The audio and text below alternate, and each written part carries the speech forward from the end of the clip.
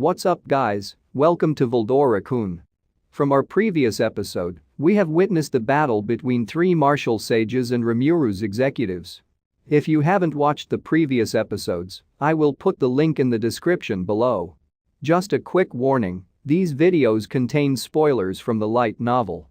I also want to share to you my YouTube membership, Veldora's Loyal Knights. For more details, just click the join button below.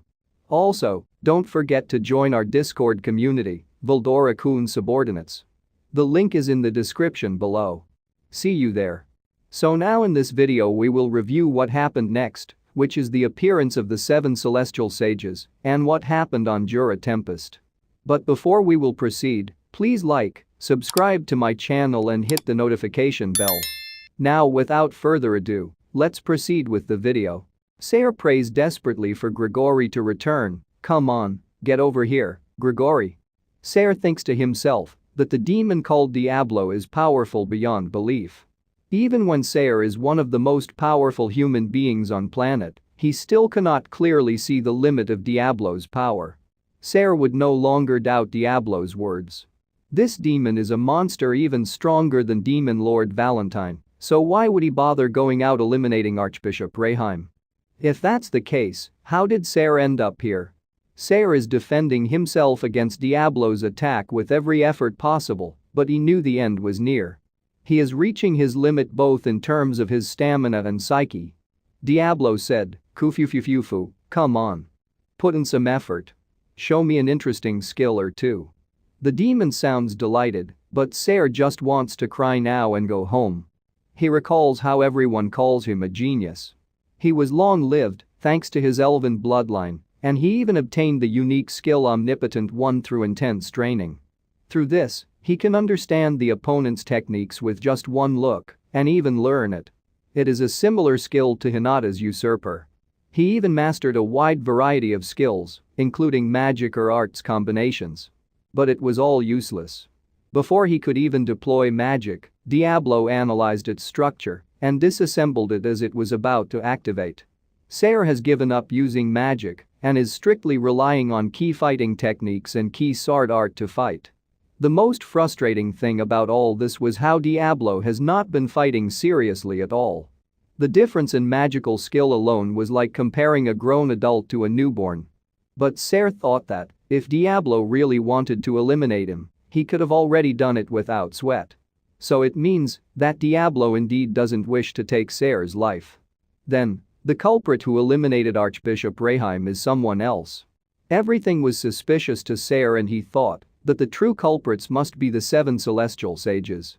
And at the right moment, he hears someone talking in his mind.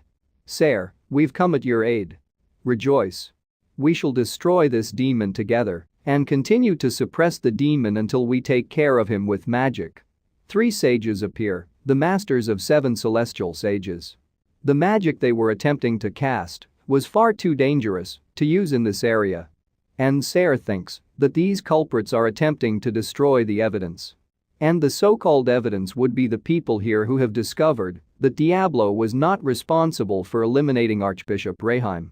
In other words, the target of 7 celestial sages is not Diablo. Sayre sends his warning to the reporters, "All of you, run away now." As a giant fireball appears, devouring everything at the scene.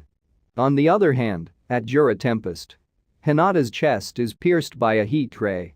Rimuru immediately hold up Hinata and ask her, "Oi, are you alright?" Hinata then starts to vomit blood and painfully presses her hand against her chest while trying to cast magic but couldn't manage to do it. Hinata has lost all her strength, and if this continues, Hinata will be gone without an explanation. Rimuru takes out some healing potion from stomach and spray it onto Hinata's chest. Normally the body would immediately start to regenerate, yet it isn't working this time. Wisdom King Raphael talks. Answer. Subject Hinata Sakaguchi possesses high resistance against magic. Her body will automatically disintegrate magicules to nullify the effect. Arno hurried over and explained, magic won't work on Hinata-sama. Any recovery magic has to be wholly in its alignment, or else it will be neutralized on contact. So Rimuru shouts at the other saints, in that case, don't just stand there. Cast some healing magic on her. Hinata is still alive.